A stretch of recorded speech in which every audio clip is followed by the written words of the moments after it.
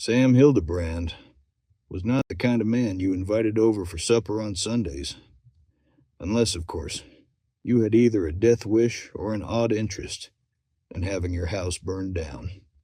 Depending on who you asked in war-torn Missouri, Hildebrand was either a folk hero fighting for the Southern cause, or he was a cold-blooded killer with the morals of a rattlesnake and about half as much patience.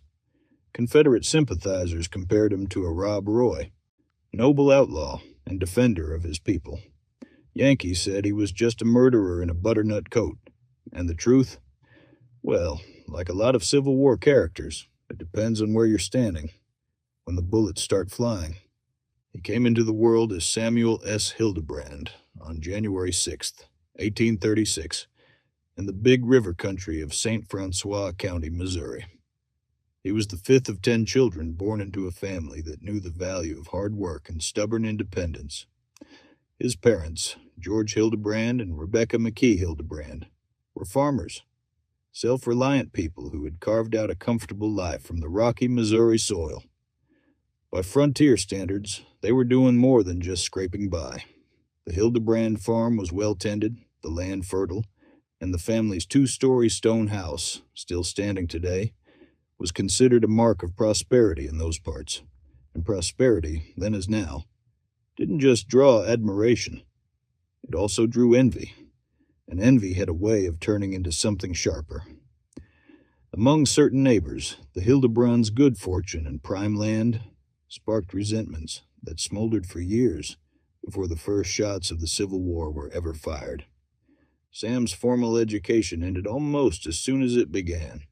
He was sent to school for the first time, and before the day was out, he'd managed to mouth off to the teacher and storm out. His father, unimpressed, laid out the choice: either go back to school or work the farm. Sam chose the farm without hesitation, and from then on, the mere threat of sending him back to class was enough to keep him in line. It wasn't that Sam was lazy. He was perfectly willing to work.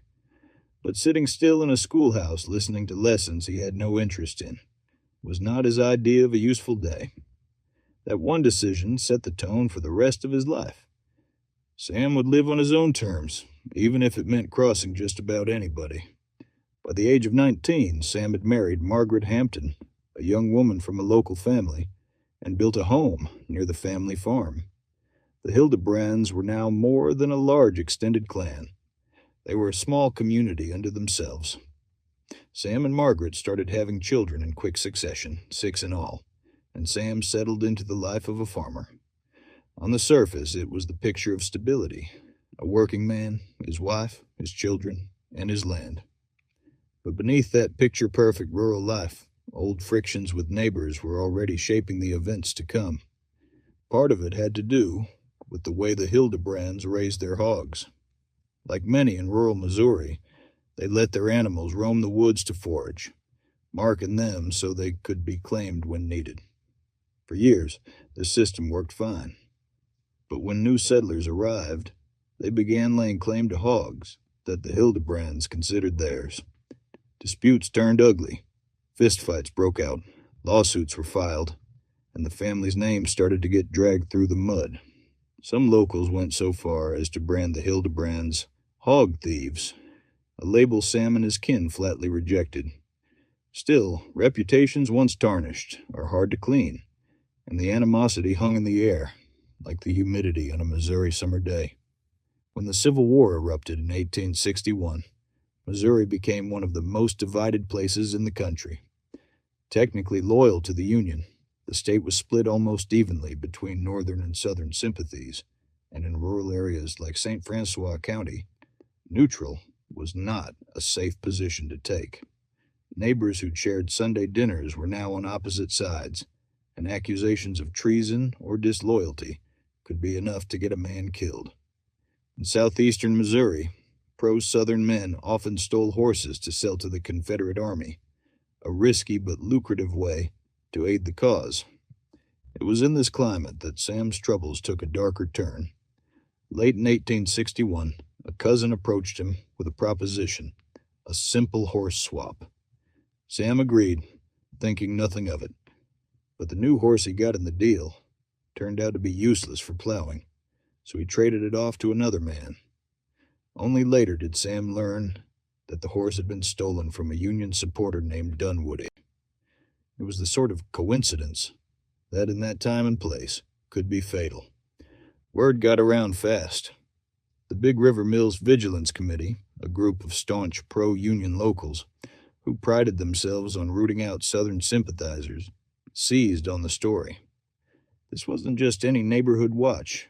These were men who believed in taking justice into their own hands, with or without evidence, and they weren't shy about using a rope to make their point. The stolen horse was all the excuse they needed. They branded Sam and his brother Frank as rebel sympathizers and horse thieves. Then they went one step further. They swore to kill them both. For the Hildebrand brothers, the war had just become very personal. The Vigilance Committee was not your friendly neighborhood watch.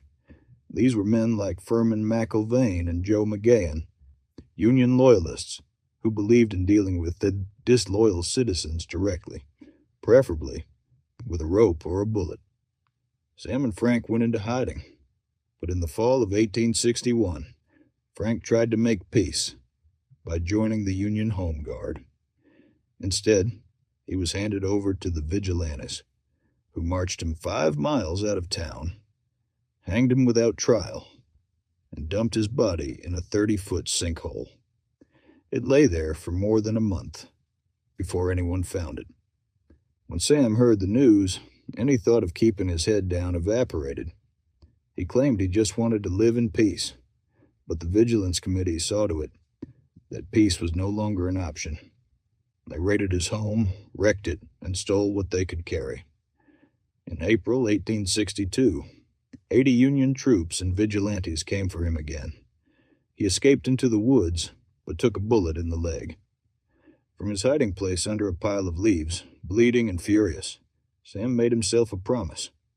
He'd fight the Union to the last man, and he'd use his rifle, soon to be nicknamed Kill Devil, to take as many of his enemies with him as possible. If this sounds like the origin story for a one-man war, that's because it was.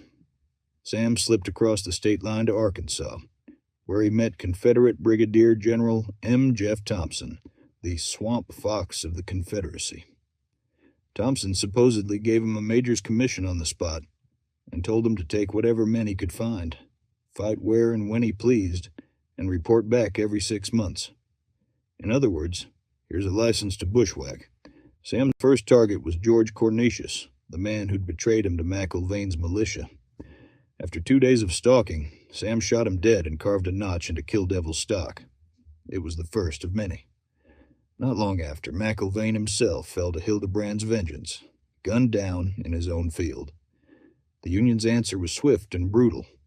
They murdered Sam's 13-year-old brother, killed his sister's fiancé, and shot an uncle. They burned the Hildebrand home to the ground. Any remaining illusions Sam might have had about a limited war were gone. This was now war to the knife, and knife to the hilt. From then on, Sam was everywhere and nowhere. He raided Union camps, robbed supply trains, and hunted down the remaining members of the Vigilance Committee one by one. Sometimes he operated alone. Other times he rode with a few hand-picked guerrillas. He wore Union uniforms to confuse his enemies, sometimes just to get locals talking before deciding if they'd live or die. If Sam suspected you of helping the Union, or if he thought you might have even thought about it, your days were numbered. His reputation grew with every killing. Confederate sympathizers cheered him on, while Unionists cursed his name. Newspapers in the South painted him as a fearless defender of his people. In the North, he was the Big River Bushwhacker, a lawless butcher. He claimed not to care what anyone thought, summing up his life this way. I make no apology to mankind for my acts of retaliation. I make no whining appeal to the world for sympathy. I sought revenge, and I found it. The war officially ended in 1865, but nobody thought to tell Sam Hildebrand. He took his parole that May only because his wife talked him into it, but privately he was bitter that peace had come. before he'd killed all the men he held responsible for his family's destruction. He moved to Arkansas to farm, but his old enemies hadn't forgotten him. A $10,000 bounty, an astronomical sum at the time, was put on his head. Would-be bounty hunters came after him, and in one attempt he was wounded but escaped. In 1870, he dictated his autobiography to two journalists, a 300-page self-portrait that was less confession than justification. He painted himself as the wrong man who struck back, never as the outlaw who kept killing. Long after the war ended, whether you believed him or not, it was a lively read. By 1872, he was living in Pinckneyville, Illinois, cutting wood for a living. But trouble was never far. Accounts vary, but the end came quickly. An arrest for assault, an attempted escape, a knife in the leg of Deputy John Ragland, and a bullet through Hildebrand's head. Just like that, the big River Bushwhacker was gone. Ragland survived, though he limped for the rest of his life. Sam was buried in Missouri, and if family stories are to be believed, the grave was deliberately mismarked to keep enemies from taking revenge on the stone. Sam Hildebrand remains one of the more controversial figures of the Civil War's guerrilla war in Missouri, a man who lost nearly everything to the war, took up arms in the name of revenge, and refused to lay them down, even when the cause itself was lost. To some, he was a Confederate hero. To others, a killer who got what was coming. Either way, he lived or died on his own terms. If you enjoyed this ride through Bushwhacker country, don't just mosey on to the next video. Stick around. Hit that like button, subscribe to Rebel Yell, and ring the bell so you don't miss the next story from the war's roughest backroads. And if you've got a favorite Civil War figure or a forgotten Confederate you think deserves a closer look, drop their name in the comments. We might just saddle up and tell their story next.